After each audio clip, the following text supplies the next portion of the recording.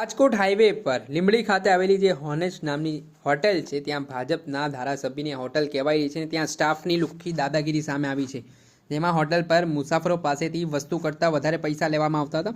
આ બાબતને લઈને ત્યાં હાજર જે ફરિયાદી છે તેમના દ્વારા વિરોધ નોંધાવવામાં આવ્યો। તેના જ કારણે આ વિવાદ વકર્યો, બોલાચાલી થઈને વાત મારામારી સુધી પહોંચી ગઈ। ઘટનાની વિગતે વાત કરીએ તો જે હોનેસ્ટ હોટેલ છે ત્યાં ખાણીપીણીની વસ્તુની વાત એમઆરપી કરતાં વધારે પૈસા લેવામાં આવતા હતા। ફરિયાદો અવારનવાર આ ઘટનાના સંદર્ભમાં આ હોટલ સામે ઉઠતી આવી છે, પરંતુ ભારતીય જનતા પાર્ટીના ધારાસભ્ય હોવાથી જાણે કે તેમને પરવાનો મળ્યો હોય તે પ્રકારની સ્થિતિનું નિર્માણ થયું છે અને પ્રશાસનમાં રહેલા અધિકારીઓ હોય તેમનો પણ ઈચ્છાશક્તિનો અભાવ હોય કાર્યવાહી કરવામાં, તેવું પણ સ્પષ્ટપણે દેખાઈ આવી રહ્યું છે। ત્યારે વાત આવી હતી કે જે ફરિયાદી હતા તેઓ કોઈ વસ્તુ લેવા માટે હોનેસ્ટના જે સ્ટોલ છે ત્યાં ગયા હતા। તેઓ વસ્તુ લે છે, ત્યારબાદ તો એ એમઆરપી કરતાં વધારે પૈસાની જે માંગણી સામે પક્ષ દ્વારા કરવામાં આવે છે, તેના કારણે આજે ફરિયાદી છે તે વિરોધ નોંધાવે છે, વાંધો વ્યક્ત કરે છે અને આ વિવાદ વકરે છે। જેમાં ઘટનાના સંદર્ભમાં જે આ બનાવ બન્યો છે તેમાં વાત છે તે મારામારી સુધી પણ ઉતરી જાય છે। જે સમગ્ર ઘટનાનો વિડીયો પણ સામે આવ્યો છે।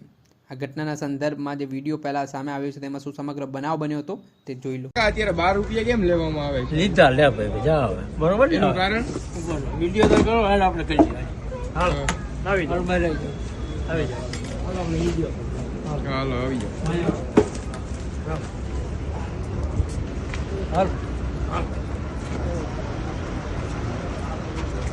હાલો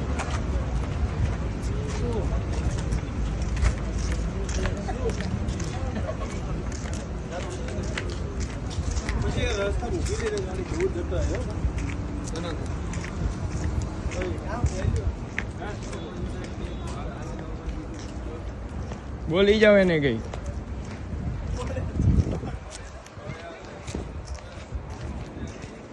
અહીંયા રે ટકા ત્યાં અંદર ન જવાનું, અહીંયા રે આપણે ત્યાં ન જવાનું હોય।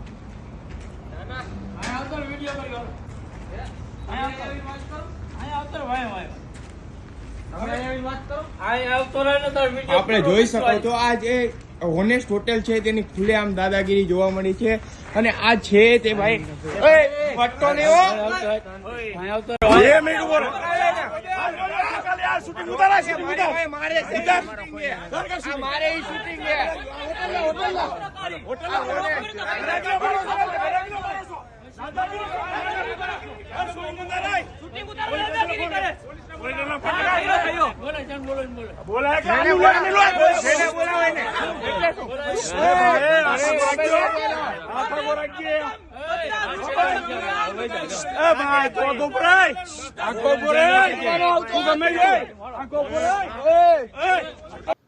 હવે જેવી રીતે હાલ જે વ્યક્તિઓ પર હુમલો કરવામાં આવ્યો છે તે પત્રકાર હોવાની વાત સામે આવી છે અને તેઓ અમદાવાદ ખાતે આવી રહ્યા હતા, ત્યારે તેઓ જમવા માટે લીંબડી ખાતે આવેલી જે હોનેસ્ટ હોટેલ છે ત્યાં રોકાયા હતા। દરમિયાન દુકાન પર વસ્તુ લેવા ગયા અને એમઆરપી કરતાં વધારે ભાવ લેવામાં આવતા વિરોધ નોંધાવવામાં આવ્યો। તેના કારણે ઉશ્કેરાયેલા દુકાન ચાલકે પત્રકાર હરેશભાઈ અને તેમના પુત્ર તુષારભાઈને ગાળો પણ બાંધી હતી ને વાત વિવાદ એટલું વકર્યો કે વાત મારામારી સુધી પહોંચી હતી।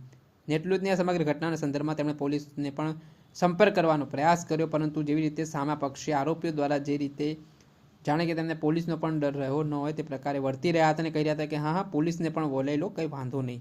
તેના જ કારણે અનેક પ્રકારના સવાલો હાલ ઉઠી રહ્યા છે અને સમગ્ર ઘટનાનો વિડીયો હાલ સોશિયલ મીડિયા ઉપર પણ વાયરલ થઈ રહ્યો છે।